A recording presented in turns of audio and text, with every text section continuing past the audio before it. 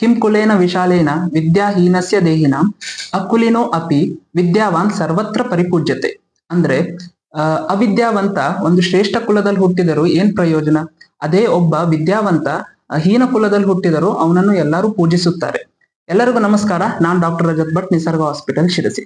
ತುಂಬಾ ಜನರಿಗೆ ಒಂದು ಫಂಕ್ಷನ್ಗೆ ಹೋದಾಗ ಅಥವಾ ಪಬ್ಲಿಕ್ ಇವೆಂಟ್ಗೆ ಹೋದಾಗ ಮುಜುಗರ ಆಗುವಂತ ಒಂದು ಸಂಗತಿ ಯಾವ್ದಂತ ಹೇಳಿದ್ರೆ ಅದುವೇ ಒಂದು ಚರ್ಮ ರೋಗ. ಸೊ ಈ ಒಂದು ಚರ್ಮ ರೋಗ ಆದಾಗ ಅವರಿಗೆ ಒಂದು ಈ ಪಬ್ಲಿಕ್ ಇವೆಂಟ್ಗೆ ಹೋದಾಗ ಅಥವಾ ಫಂಕ್ಷನ್ಗೆ ಹೋದಾಗ ಎಲ್ಲಾರು ಅದನ್ನ ನೋಡ್ಬಿಟ್ಟು ಏನಾಗಿದೆ, ಇದೇನ ಈ ತರ ಆಗಿದೆ ಅಂತ ಎಲ್ಲ ಹೇಳ್ತಾರೆ. ಅವಾಗ ಅವರಿಗೊಂದು ಡಿಪ್ರೆಷನ್ ಅಥವಾ ಒಂದು ಮುಜುಗರ ಆಗುತ್ತೆ. ಅದೇ ಡಯಾಬಿಟೀಸ್ ಆಗಿರ್ಬೋದು ಅಥವಾ ಅಸಿಡಿಟಿ ಆಗಿರ್ಬೋದು, ಅದೆಲ್ಲ ಕಾಣುವುದಿಲ್ಲ. ಅವಾಗ ಆ ಒಂದು ಸಮಸ್ಯೆ ಯಾರಿಗೂ ಗೊತ್ತಾಗಲ್ಲ. ಬಟ್ ಈ ಚರ್ಮ ರೋಗ ಎಲ್ಲರಿಗೂ ಗೊತ್ತಾಗುತ್ತೆ. ಸೊ ಈ ಚರ್ಮ ರೋಗದಲ್ಲಿ ತುಂಬಾ ತರದಿರುತ್ತೆ.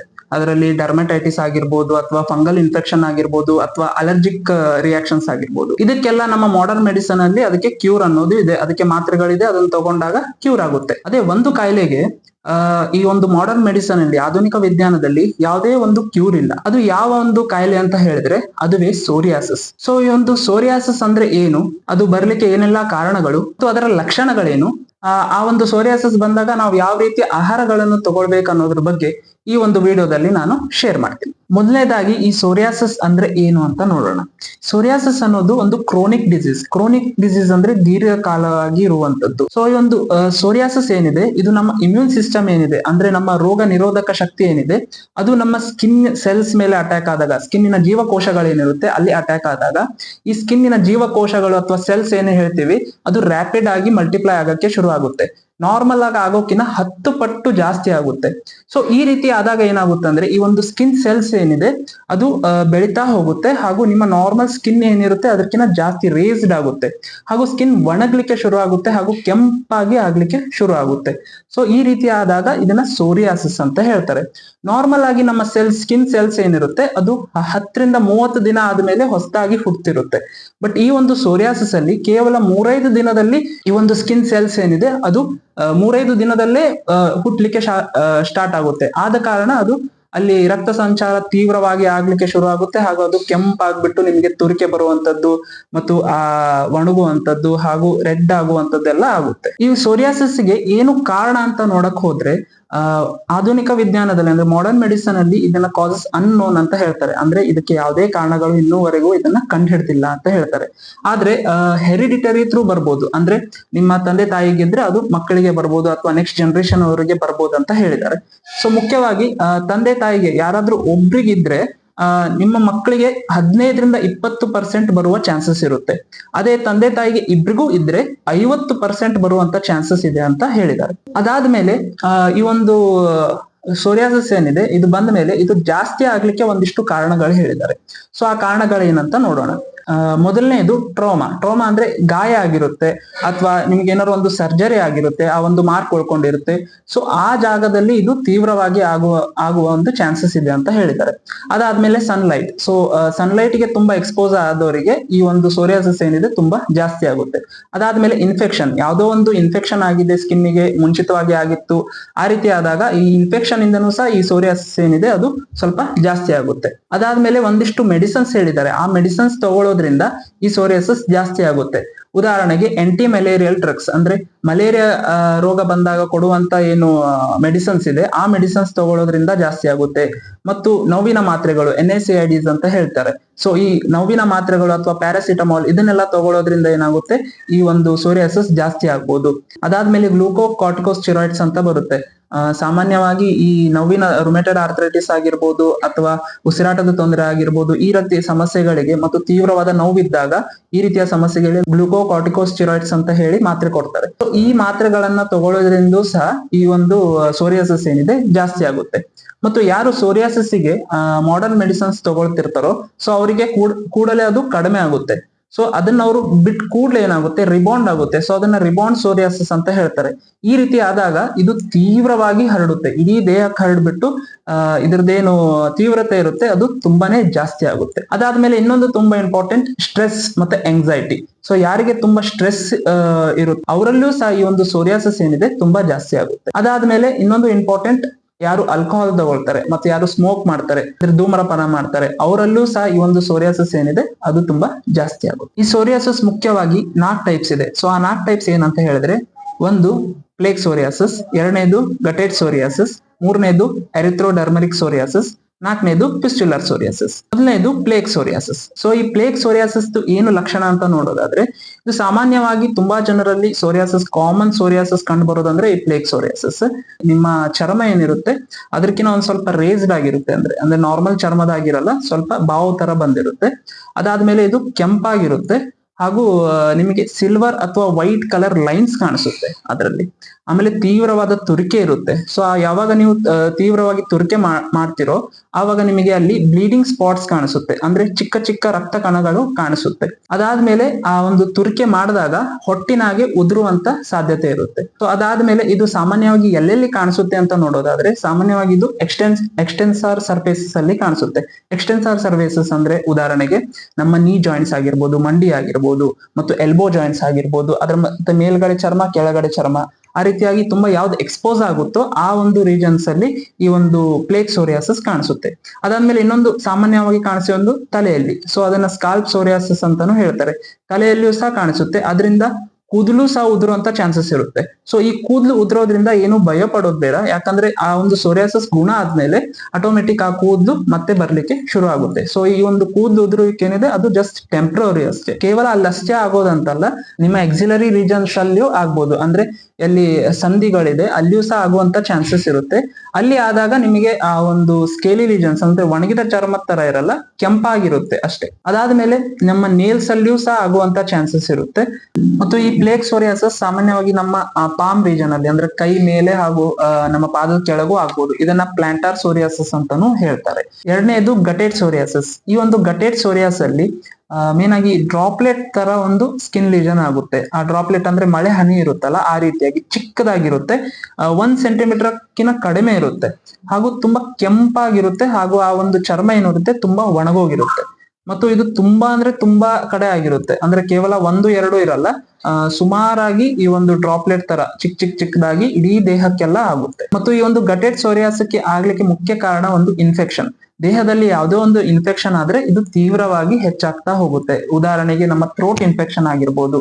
ಸೊ ಈ ರೀತಿ ಥ್ರೋಟ್ ಇನ್ಫೆಕ್ಷನ್ ಅಥವಾ ಬೇರೆ ಯಾವ್ದಾದ್ರು ಇನ್ಫೆಕ್ಷನ್ ಆಗಿದ್ರೆ ಇದು ಈಸಿಯಾಗಿ ನಮ್ಮ ದೇಹದಲ್ಲಿ ಹರಡುತ್ತೆ. ಮತ್ತು ಈ ಒಂದು ಗಟೆಡ್ ಸೋರಿಯಾಸಿಸ್ ಏನಿದೆ ಇದು ಸಾಮಾನ್ಯವಾಗಿ ಮಕ್ಕಳಲ್ಲಿ ಕಾಣಿಸುತ್ತೆ. ಮಕ್ಕಳಲ್ಲಿ ಮತ್ತೆ ಯಾರು ಅಡಲ್ಟ್ಸ್ ಇದ್ದಾರೆ, ಯುವ ಜನತೆ ಯಾರಿದ್ದಾರೆ ಅವರಲ್ಲಿ ಈ ಒಂದು ಗಟೆಡ್ ಸೋರಿಯಾಸಿಸ್ ಸಾಮಾನ್ಯವಾಗಿ ಕಾಣಿಸುತ್ತೆ. ಅದಾದ್ಮೇಲೆ ಮೂರನೇದು ಎರಿಥ್ರೋಡರ್ಮರಿಕ್ ಸೋರಿಯಾಸಿಸ್. ಈ ಒಂದು ಎರಿಥ್ರೋಡರ್ಮರಿಕ್ ಸೋರಿಯಾಸಿಸ್ ಏನಿದೆ ಇದು ತುಂಬಾ ಕಡಿಮೆ ಜನರಲ್ಲಿ ಕಾಣಿಸುತ್ತೆ. ಇದೊಂದು rare variety of psoriasis. So ಇದು ಯಾವ ರೀತಿ ಆಗುತ್ತೆ ಅಂದ್ರೆ, ಇದು ಇಡೀ ದೇಹ ಏನಿದೆ ಡಿಸ್ಕಲರೇಷನ್ ಆಗುತ್ತೆ, ಅಂದ್ರೆ ಚರ್ಮದ ಬಣ್ಣ ಬದಲಾಗುತ್ತೆ. ಹೇಗೆ ಅಂದ್ರೆ ಕೆಂಪಾಗ್ಬೋದು ಅಥವಾ ಒಂದ್ ಸ್ವಲ್ಪ ಕಪ್ಪಾಗಿರ್ಬೋದು, ಆ ರೀತಿ ಚರ್ಮದ ಬಣ್ಣ ಬದಲಾಗುತ್ತೆ.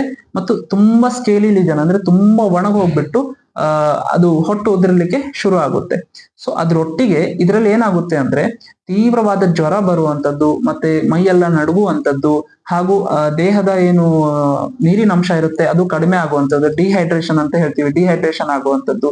ಸೊ ಆದ ಕಾರಣ ಈ ತರದ ಒಂದು ಸೋರಿಯಾಸಿಸ್ ಆದಾಗ ಇದಕ್ಕೆ ಮೆಡಿಕಲ್ ಎಮರ್ಜೆನ್ಸಿ ಬೇಕಾಗುತ್ತೆ, ಅಂದ್ರೆ ಎಮರ್ಜೆನ್ಸಿ ಟ್ರೀಟ್ಮೆಂಟ್ ಬೇಕಾಗುತ್ತೆ. ನಾಲ್ಕನೇದು ಪಿಸ್ಟ್ಯುಲರ್ ಸೋರಿಯಾಸಿಸ್. ಈ ಒಂದು ಪಿಸ್ಟ್ಯುಲರ್ ಸೋರಿಯಾಸಿಸ್ ಅಲ್ಲಿ ಇದು ಒಂದು ರೇರ್ ಫಾರ್ಮೆ, ಅಂದ್ರೆ ತುಂಬಾ ಕಡಿಮೆ ಜನರಿಗೆ ಆಗುವಂತದ್ದು, ಹಾಗೂ ಇದು ಆದಾಗ ಇದು ಲೈಫ್ ಥ್ರೆಟ್ನಿಂಗು ಆಗ್ಬೋದು, ಅಂದ್ರೆ ನಮ್ಮ ಜೀವಕ್ಕೂ ಅಪಾಯ ಆಗ್ಬೋದು. ಇದು ಯಾವ ರೀತಿ ಆಗುತ್ತೆ ಅಂತ ಹೇಳಿದ್ರೆ, ವೈಟ್ ಕಲರ್ ಅಥವಾ ಯೆಲ್ಲೋ ಕಲರ್ ಅಂದ್ರೆ ಹಳದಿ ಅಥವಾ ಬಿಳಿ ಬಣ್ಣದಲ್ಲಿ ಒಂದು ಬಂಪ್ ತರ ಆಗ್ಬಿಟ್ಟು, ಅಂದ್ರೆ ಒಂದು ದೊಡ್ಡ ಗುಳ್ಳೆ ಆಗ್ಬಿಟ್ಟು ಅದರಲ್ಲಿ ಪಸ್ ತುಂಬಿಕೊಳ್ಳುತ್ತೆ.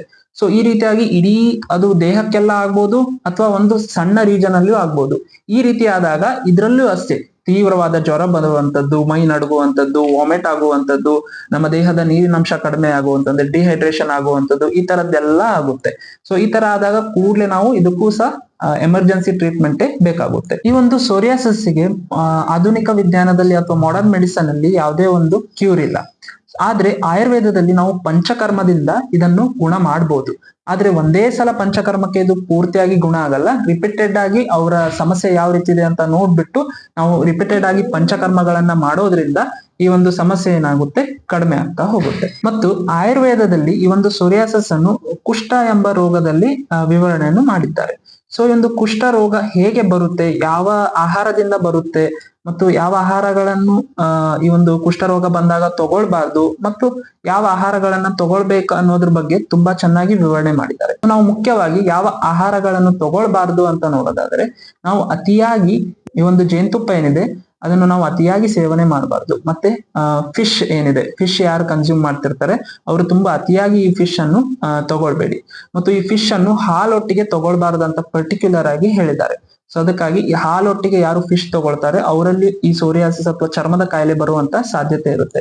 ಸೊ ಅದಕ್ಕಾಗಿ ಹಾಲೊಟ್ಟಿಗೆ ಫಿಶ್ ಅನ್ನು ತಗೊಳ್ಬೇಡಿ. ಅದೇ ರೀತಿಯಾಗಿ ಮೂಲಂಗಿಯನ್ನು ತುಂಬಾ ಅತಿಯಾಗಿ ಸೇವನೆ ಮಾಡೋದ್ರಿಂದ ಈ ಒಂದು ಚರ್ಮದ ಕಾಯಿಲೆ ಬರುವಂತ ಸಾಧ್ಯತೆ ಇರುತ್ತೆ. ಅದಾದ್ಮೇಲೆ ಯಾರು ಅತಿಯಾಗಿ ಊಟ ಮಾಡ್ತಾರೆ, ಅಂದ್ರೆ ಬೆಳಗ್ಗೆ ತಿಂದಿರ್ತಾರೆ, 1 ಗಂಟೆ ಆದ್ಮೇಲೆ ಮತ್ತೊಮ್ಮೆ ತಿನ್ನೋದು, ಮತ್ತೆ ಇನ್ನೊಂದು ಗಂಟೆ ಆದ್ಮೇಲೆ ಇನ್ನೊಮ್ಮೆ ತಿನ್ನೋದು, ಈ ರೀತಿಯಾಗಿ ರಿಪೀಟೆಡ್ ಆಗಿ ತಿನ್ನುವವರಲ್ಲಿಯೂ ಸಹ ಈ ಸೋರಿಯಾಸಿಸ್ ಅಥವಾ ಚರ್ಮದ ಕಾಯಿಲೆ ಏನಿದೆ ಅದು ತುಂಬಾ ಜಾಸ್ತಿ ಆಗುತ್ತೆ. ಸೊ ಅದಾದ್ಮೇಲೆ ಯಾರಿಗೆ ಈ ಒಂದು ವಾಂತಿ ಬರ್ತಿರುತ್ತೆ, ಸೊ ಆ ವಾಂತಿಯನ್ನು ಮಾಡದೆ ಅವರನ್ನು ತಡೆಗಟ್ತಾರೆ. ಸೊ ವಾಂತಿಯನ್ನು ಬರದೇ ಇರೋಗೆ ತಡೆಗಟ್ಬಿಟ್ಟು ಮತ್ತೆ ಆಹಾರವನ್ನು ಸೇವಿಸ್ತಾರೆ, ಅವರಲ್ಲಿಯೂ ಸಹ ಈ ಒಂದು ಚರ್ಮದ ಕಾಯಿಲೆ ಬರುವಂತ ಸಾಧ್ಯತೆ ಇರುತ್ತೆ. ಅದಾದ್ಮೇಲೆ ಈ ಎಣ್ಣೆ ಪದಾರ್ಥಗಳು, ಎಣ್ಣೆಯಲ್ಲಿ ಕರ್ದಿರುವಂತ ಪದಾರ್ಥಗಳು ಏನಿರುತ್ತೆ, ಹೊರಗಡೆ ತುಂಬಾ ಎಣ್ಣೆಯಲ್ಲಿ ಆಲ್ಮೋಸ್ಟ್ ಎಲ್ಲಾ ಫುಡ್ ಅನ್ನು ಎಣ್ಣೆಯಲ್ಲೇ ಕರ್ದಿರ್ತಾರೆ. ಸೊ ಆ ಒಂದು ಎಣ್ಣೆಯಲ್ಲಿ ಕರ್ದಿರುವಂತ ಪದಾರ್ಥಗಳನ್ನು ತಗೊಳ್ಳೋದ್ರಿಂದ ಸಹ ಈ ಒಂದು ಚರ್ಮದ ಕಾಯಿಲೆ ಜಾಸ್ತಿ ಆಗುವಂತ ಸಾಧ್ಯತೆ ಇದೆ. ಅದಾದ್ಮೇಲೆ ಇನ್ನೊಂದು ತುಂಬಾ ಇಂಪಾರ್ಟೆಂಟ್ ಏನ್ ಹೇಳಿದ್ದಾರೆ ಅಂದ್ರೆ, ಈ ಕಡಲೆಕಾಳು, ಬೋರೆಹಣ್ಣು ಮತ್ತು ಕುಸಿಬೆ ಹಾಗೂ ಈ ಒಂದು ಬಾರ್ಲಿ, ಈ ರೀತಿಯ ವಸ್ತುಗಳೇನಿದೆ ಮತ್ತು ಈ ಸಿರಿಧಾನ್ಯಗಳೇನಿದೆ ಅದನ್ನ ಹಾಲು, ಮೊಸರು, ಮಜ್ಜಿಗೆ ಇದರ ಒಟ್ಟಿಗೆ ತಗೊಳ್ಳೋದ್ರಿಂದ ಸಹ ಈ ಚರ್ಮದ ರೋಗಗಳು ಬರ್ಬೋದಂತ ಹೇಳಿದ್ದಾರೆ. ಅದಾದ್ಮೇಲೆ ಮಾಷ ಅಂದ್ರೆ ಉದ್ದಿನ ಬೇಳೆ. ಯಾರು ಈ ಉದ್ದಿನ ಬೇಳೆ ದೋಸೆ, ಉದ್ದಿನ ಬೇಳೆ ಇಡ್ಲಿ, ಈ ತರ ಉದ್ದಿನ ಬೇಳೆಯ ಪದಾರ್ಥಗಳನ್ನು ಜಾಸ್ತಿ ತಿಂತಾರೋ ಅವರಲ್ಲಿಯೂ ಸಹ ಈ ಸೋರಿಯಾಸಿಸ್ ಜಾಸ್ತಿ ಆಗುವಂತ ಸಾಧ್ಯತೆ ಇದೆ. ತುಂಬಾ ಜನ ಏನ್ ಮಾಡ್ತಾರೆ, ಈ ತರ ಕಾಯಿಲೆಗಳಿದ್ದಾಗ ಇಡ್ಲಿ ಒಂದು ಪಥ್ಯ ಆಹಾರ, ಅಂದ್ರೆ ಅದರಿಂದ ಏನೂ ಸಮಸ್ಯೆ ಆಗಲ್ಲ ಅಂತ ತಿಂತಾರೆ. ಬಟ್ ಈ ಇಡ್ಲಿಯಲ್ಲಿ ಅಕಸ್ಮಾತ್ ಆಗಿ ಅವ್ರು ಉದ್ದಿನ ಬೇಳೆಯನ್ನು ಅತಿಯಾಗಿ ಹಾಕಿದ್ರಂದ್ರೆ ಅವಾಗ ಈ ಸೋರಿಯಾಸಿಸ್ ಜಾಸ್ತಿ ಆಗುವಂತ ಸಾಧ್ಯತೆ ಇರುತ್ತೆ. ಅದಾದ್ಮೇಲೆ ಅಗಸೆ ಬೀಜ ತಗೊಳ್ಳೋದ್ರಿಂದ ಸಹ ಅದರ ಉಷ್ಣತೆಯಿಂದ ನಮ್ಮ ಈ ಸೋರಿಯಾಸಿಸ್ ಏನಿದೆ ಅದು ಜಾಸ್ತಿ ಆಗುವಂತ ಸಾಧ್ಯತೆ ಇರುತ್ತೆ. ಅದಾದ್ಮೇಲೆ ಹುರುಳಿಕಾಳು ಅಂದ್ರೆ ಹಾರ್ಸ್ ಗ್ರಾಮ್ ಅಂತ ಹೇಳ್ತಾರೆ. ಸೊ ಇದನ್ನು ಸಹ ಜಾಸ್ತಿ ಕನ್ಸ್ಯೂಮ್ ಮಾಡೋದ್ರಿಂದ ಈ ಚರ್ಮದ ಕಾಯಿಲೆ ಏನು ಸೋರಿಯಾಸಿಸ್ ಏನಿದೆ ಅದು ಜಾಸ್ತಿ ಆಗ್ಬೋದು. ಅದಾದ್ಮೇಲೆ ಈ ಚರ್ಮ ಕಾಯಿಲೆಗೆ ಯಾವ ಪದಾರ್ಥ ಒಳ್ಳೆಯದು ಅಂದ್ರೆ ಯಾವ್ದು ಪಥ್ಯ ಆಹಾರ ಅಂತ ನೋಡೋದಾದ್ರೆ, ಮುಖ್ಯವಾಗಿ ಕಹಿ ಇರುವಂತ ಏನ್ ಪದಾರ್ಥಗಳಿದೆ ಅದು ಈ ಚರ್ಮ ಕಾಯಿಲೆಗೆ ತುಂಬಾ ಒಳ್ಳೇದಂತ ಆಯುರ್ವೇದದಲ್ಲಿ ಹೇಳಿದ್ದಾರೆ. ಸೊ ಆ ಕಹಿ ಪದಾರ್ಥಗಳಲ್ಲಿ ಯಾವ್ದ್ಯಾವ್ದು, ಉದಾಹರಣೆಗೆ ಬೇವಿರ್ಬೋದು. ಸೊ ಈ ಬೇವಿನ ಎಲೆಯನ್ನ ನಾವು ಕನ್ಸ್ಯೂಮ್ ಮಾಡೋದ್ರಿಂದ ತುಂಬಾನೇ ಹೆಲ್ಪ್ ಆಗುತ್ತೆ. ಸೊ ಅದಾದ್ಮೇಲೆ ಈ ಬೇವಿನ ಎಲೆಯನ್ನ ನೀವ್ ಏನ್ ಮಾಡ್ಬೋದು ಅಂದ್ರೆ, ಸ್ನಾನ ಮಾಡುವಾಗ ಬಿಸಿ ನೀರಿಗೆ ಒಂದಿಷ್ಟು ಬೇವಿನ ಎಲೆಯನ್ನು ಹಾಕ್ಬಿಟ್ಟು ಸ್ವಲ್ಪ ಹೊತ್ತು ಆದ್ಮೇಲೆ ಆ ನೀರಿನಿಂದ ಸ್ನಾನ ಮಾಡೋದ್ರಿಂದ ಈ ಚರ್ಮಕ್ಕೆ ತುಂಬಾ ಅಂದ್ರೆ ತುಂಬಾ ಅನುಕೂಲ ಆಗುತ್ತೆ. ಅದಾದ್ಮೇಲೆ ಕಹಿ ಆಗಿರುವಂತದ್ದು ಏನು ಕಾಯಿಪಲ್ಯಗಳಿದೆ ಮತ್ತು ಕಹಿ ಆಗಿರುವಂತದ್ದು ಇದಿದೆ, ಉದಾಹರಣೆಗೆ ಹಾಗಲಕಾಯಿ ಆಗಿರ್ಬೋದು. ಸೊ ಈ ಹಾಗಲಕಾಯಿ ತಗೊಳ್ಳೋದ್ರಿಂದನು ಈ ಒಂದು ಚರ್ಮ ರೋಗಕ್ಕೆ ತುಂಬಾನೇ ಸಹಾಯ ಆಗುತ್ತೆ. ಅದಾದ್ಮೇಲೆ ತೊಂಡೆಕಾಯಿ ಆಗಿರ್ಬೋದು. ಅದಾದ್ಮೇಲೆ ನಿಮ್ಮ ಮನೆ ಹತ್ರ ತುಂಬಾ ಜನರಿಗೆ ಈ ಸಸ್ಯದ ಬಗ್ಗೆ ತುಂಬಾ ಗೊತ್ತಿತ್ತಂದ್ರೆ, ಬಾವಂಚಿ ಅಂತ ಒಂದು ಗಿಡ ಬರುತ್ತೆ. ಸೊ ಆ ಬಾವಂಚಿಯ ಒಂದು ಬೀಜ ಏನಿದೆ ಅದನ್ನೂ ಸಹ ತಗೊಳ್ಳೋದ್ರಿಂದ ಈ ಒಂದು ಕುಷ್ಠ ರೋಗಕ್ಕೆ ಅಂದ್ರೆ ಈ ಒಂದು ಸೋರಿಯಾಸಿಸ್ಗೆ ತುಂಬಾನೇ ಹೆಲ್ಪ್ ಆಗುತ್ತೆ. ಈ ಬಾವಂಚಿಯ ಒಂದು ಆಯಿಲು ಬರುತ್ತೆ. ಸೊ ಅದನ್ನ ಬಾಕುಚಿ ಆಯಿಲ್ ಅಂತ ಬರ್ದಿರ್ತಾರೆ. ಸೊ ಈ ಆಯಿಲ್ ಅನ್ನು ತುಂಬಾ ಜನ ಯೂಸ್ ಮಾಡ್ತಾರೆ. ಈ ರೀತಿಯಾಗಿ ಯಾರಿಗೆ ಸೋರಿಯಾಸಿಸ್ ಕಾಯಿಲೆ ಬಂದಿರುತ್ತೋ ಅವ್ರು ಫಸ್ಟ್ ಮಾಡ್ಬೇಕಾಗಿರೋದು ಕರೆಕ್ಟ್ ಆದ ಒಂದು ಆಯುರ್ವೇದ ಡಾಕ್ಟರ್ಗೆ ತೋರಿಸ್ಬಿಟ್ಟು ಅದನ್ನ ಸ್ವಲ್ಪ ಪ್ರಮಾಣದಲ್ಲಿ ಅಂದ್ರೆ ಒಂದು ಸಣ್ಣದಾಗಿ ಶುರು ಆಗುತ್ತೆ, ಅವಾಗೇ ನೀವು ಕರೆಕ್ಟ್ ಆಗಿ ಅದನ್ನ ಕನ್ಸಲ್ಟೇಷನ್ ಮಾಡಿ ಮಾತ್ರೆಯಲ್ಲೇ ಗುಣ ಮಾಡ್ಬೋದು. ಸೊ ಒಂದು ಸಲ ಅದೇನಾದ್ರು ಇಡೀ ಬಾಡಿಗೆ ಸ್ಪ್ರೆಡ್ ಆಯ್ತಂದ್ರೆ ಅವಾಗ ಇದಕ್ಕೆ ಪಂಚಕರ್ಮ ಬೇಕೇ ಬೇಕಾಗುತ್ತೆ. ಸೊ ಪಂಚಕರ್ಮದ ಒಟ್ಟಿಗೆ ನಾವು ಈ ಒಂದು ಏನೇನ್ ನಾನು ಈಗ ಹೇಳಿದ್ದೆ ಅಲ್ಲ, ಯಾವ್ಯಾವ ಆಹಾರ ತಗೊಳ್ಬೇಕು, ಯಾವ್ಯಾವ ಆಹಾರ ತಗೊಳ್ಬಾರ್ದು, ಸೊ ಈ ರೀತಿಯಾದ ಪಥ್ಯ ಒಂದು ಮಾಡೋದ್ರಿಂದ ಮತ್ತು ಮೇನ್ ಆಗಿ ಸ್ಟ್ರೆಸ್ ಅನ್ನು ಕಡಿಮೆ ಮಾಡ್ಕೋಬೇಕು. ಅದೇ ರೀತಿ ಯಾರು ಈ ಒಂದು ಧೂಮ್ರಪಾನ ಮಾಡ್ತಾರೆ ಅಥವಾ ಮದ್ಯಪಾನ ಮಾಡ್ತಾರೆ ಅದನ್ನ ಕಂಪ್ಲೀಟ್ ಆಗಿ ಅವಾಯ್ಡ್ ಮಾಡ್ಬೇಕು. ಸೊ ಈ ರೀತಿ ಎಲ್ಲ ನಾನು ಹೇಳಿರುವಂತ ಟಿಪ್ಸ್ ಏನಿದೆ ಅದನ್ನ ಫಾಲೋ ಮಾಡೋದ್ರಿಂದ ನಾವು ಸೋರಿಯಾಸಿಸ್ ಅನ್ನ ತಡೆಗಟ್ಟಬಹುದು ಹಾಗೂ ಬಂದಾಗ ಅದನ್ನ ಜಾಸ್ತಿ ಆಗದೆ ಅದನ್ನ ಕ್ಯೂರ್ ಮಾಡ್ಬೋದು ಅಂತ ಹೇಳ್ತಾ ಎಲ್ಲರಿಗೂ ಧನ್ಯವಾದಗಳು.